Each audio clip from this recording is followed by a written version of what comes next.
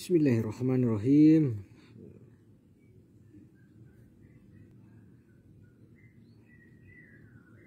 Assalamualaikum warahmatullahi wabarakatuh. Salam konsolidasi, salam kenal sahabat media dimanapun Anda berada. Pada kesempatan kali ini di bawah pohon rindang ataupun DPR, kita coba mengulas suatu tema, suatu subbab pembahasan. Barangkali untuk mengisi waktu luang, kita akan membahas suatu tema ataupun suatu buku tentang falsafah ketuhanan karangan Profesor Hamka.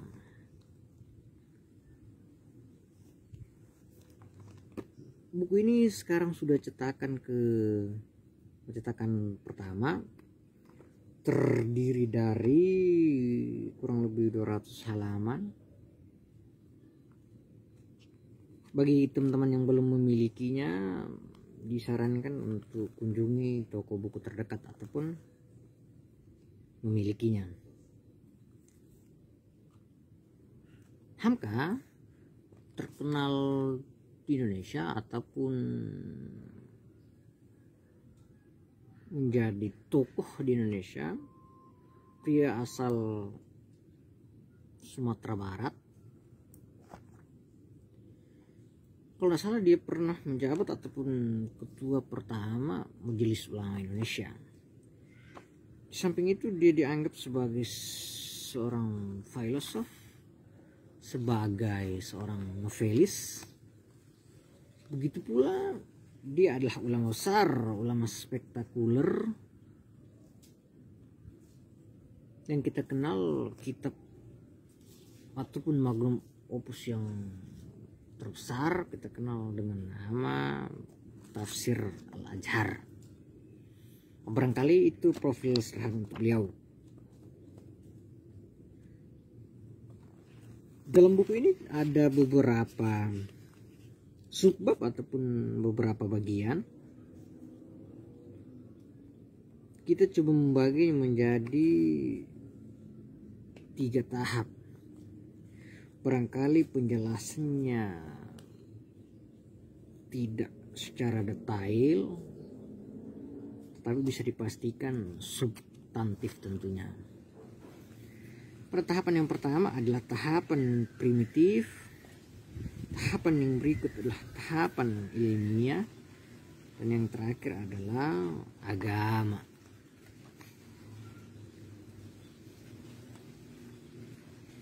Menjadi pertanyaan awal bagi Hamka tersendiri, di dalam bukunya kita bisa menemukan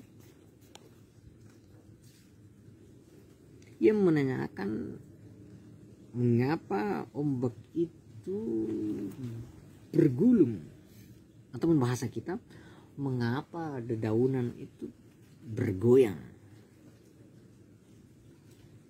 Ia menjawab, karena udara.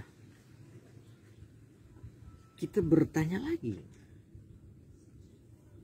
mengapa udara bergerak? Ia jawab, karena hawa panas.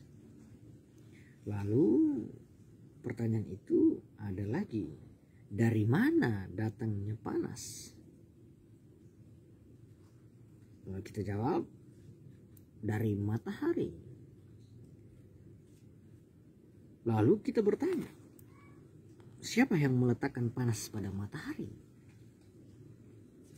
Barangkali di titik itu ataupun pada saat ini kita gundah ataupun kehabisan akal untuk menjawab pertanyaan tersebut. Siapakah peletak panas pada matahari? Apakah kita langsung menghukumi bahwa itu adalah Tuhan? Lalu kita bertanya lagi, siapakah makhluk astral itu? Barangkali itulah kegundahan awal, bukan hanya bagi siapapun, tapi seluruh manusia, seluruh insan pasti mengalami tape-tape tersebut, tingkatan-tingkatan itu.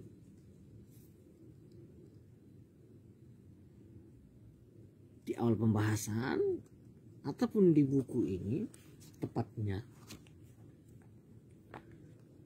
tidak menawari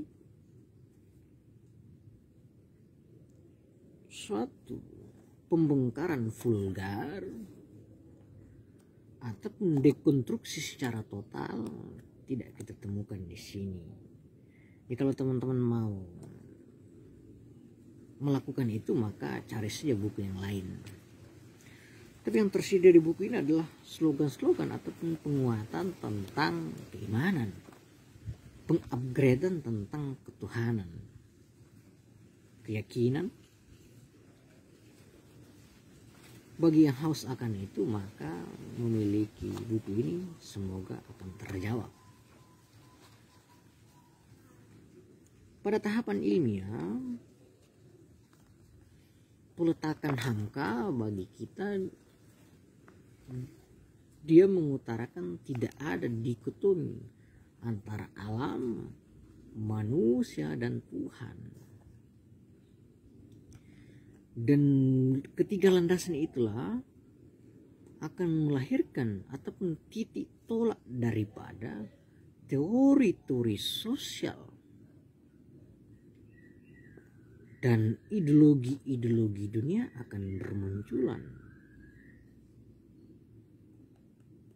Dan ketiga hal tersebutlah keteraturan alam itu mau diperlakukan bagaimana, itu terserah apa yang melatar belakanginya. Persoalan itu pada tahapan awal ataupun tahapan primitif,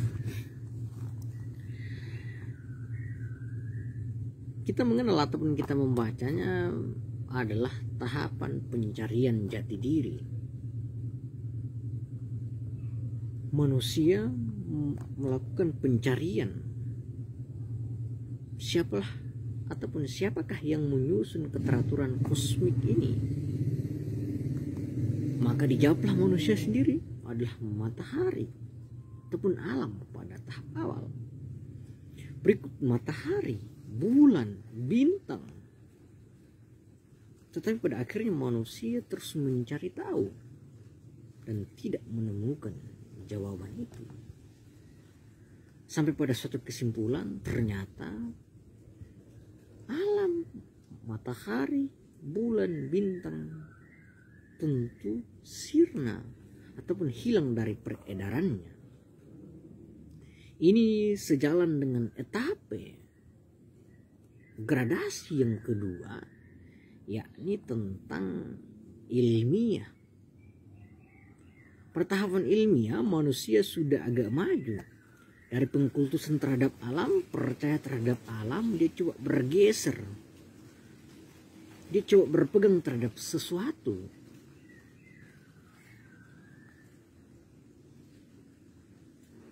Dalam hal ini, tahap ilmiah di buku ini kita melihat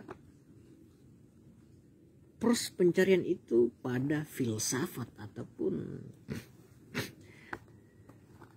pencarian secara ilmiah. Pemikiran ilmu dan falsafah di bab-bab tertentu dia mengatakan manusia coba mempertanyakan apa itu struktur alam semesta.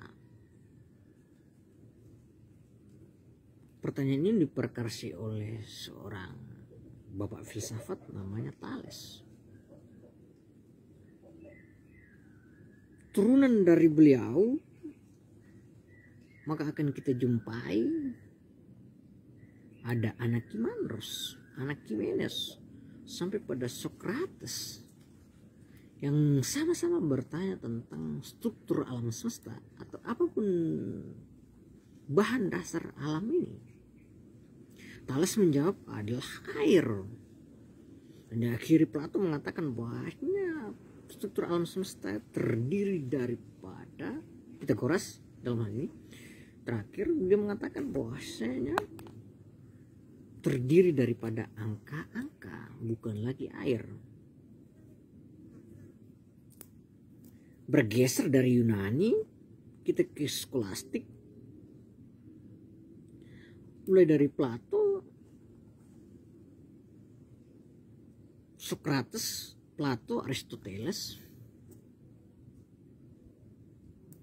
Mereka cuma mengemukakan bahwasanya ternyata bukan hanya pertanyaan alam bahan dasar alam semesta itu apa, tetapi ternyata ada penggerak daripada alam semesta.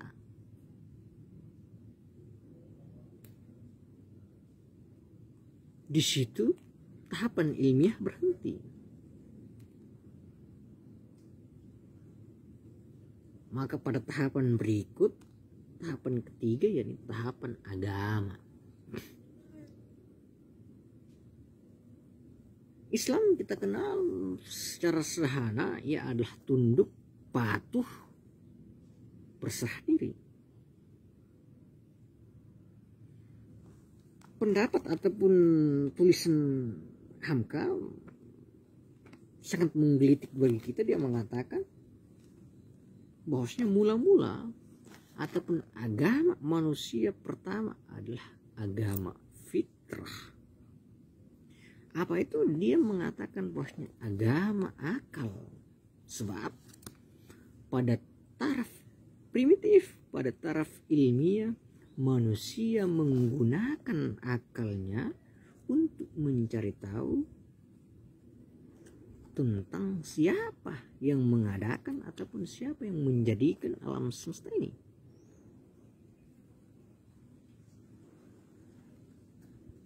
Agama yang paling fundamental pertama adalah agama akal. Jika ataupun siapa yang menolak akal, maka keimanan, keagamaannya akan rapuh. Dan ia mudah mengkultuskan sesuatu, atau bahasa agamanya adalah taklid. Jika tidak dikata ataupun berbeda sebagaimana yang dikatakan guru SD-nya, mursyidnya, murabbinya, maka kita dianggap telah keluar.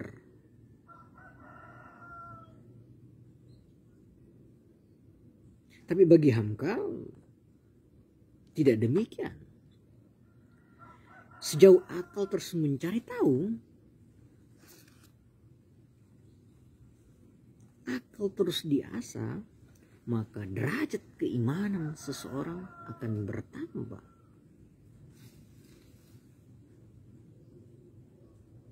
Tapi bahasanya Hamka, akal cuma menentukan, akal cuma sampai pada sesuatu. Yang bahasa Hamka, akal cuma menentukan bahwasanya ada salah satu yang wajib wujud ataupun sebab pertama. Akal cuma mengetahui bahwasanya ada salah satu di seberang sana. Tetapi akal tidak bisa menemukan dia itu siapa. Olehnya bahasa Hamka, akal harus dituntun. Dan akal harus terlepas dari hijab. Akal harus dibimbing oleh cahaya. Yang bahasa Islam kita kenal dengan wahyu.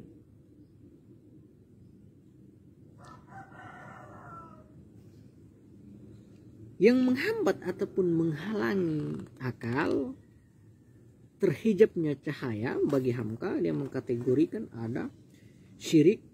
Syirik di sini ada bab 1 dan bab 2 dan yang lainnya. Bahwasanya itulah yang dikatakan Hamka adalah menghijabi, akal tidak bisa sampai ke sana.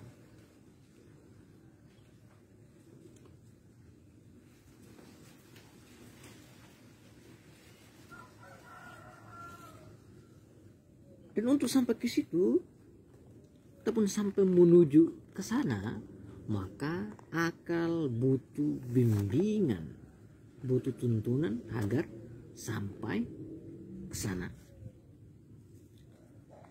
Sederhana, Hamka mengemukakan bahwasanya ada 4 dalil untuk membuktikan tentang ketuhanan itu tersendiri.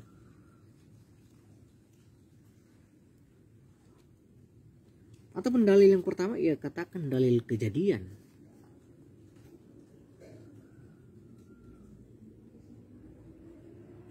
Dalil kejadian, manusia hanya mampu mengatakan ataupun mampu mengetahui bahwasanya ia lahir, alam beserta isinya sudah terjadi. Manusia ada, alam beserta isinya sudah ada, mendahului. Sehingga akan terpikirkan oleh kita, pasti ada yang terdahulu. Begitu pula dalil yang kedua adalah dalil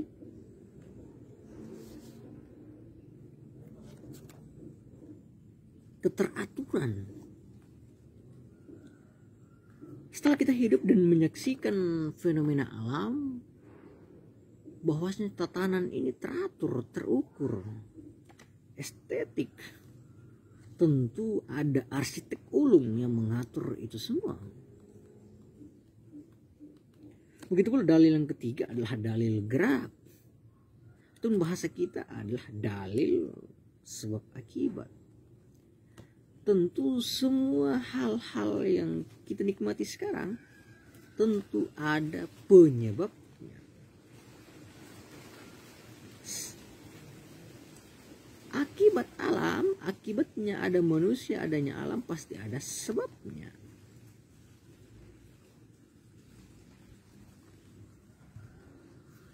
Dan dalil gerak pada poin ketiga terus memperbaharui atau terus menuju sempurna. Dan memasuki dalil keempat adalah dalil akhir. Titik tujuan, telos. Dialah tiada lain yang kita sebut Allah Subhanahu wa ta'ala. Dialah awal, begitu pula dialah yang mengakhiri. Ya, barangkali secara sederhana kompleks tentang buku filsafat ketuhanan, barangkali itu saja. Akhir kata, billahi taufiq wal hidayah. Wassalamualaikum warahmatullahi wabarakatuh.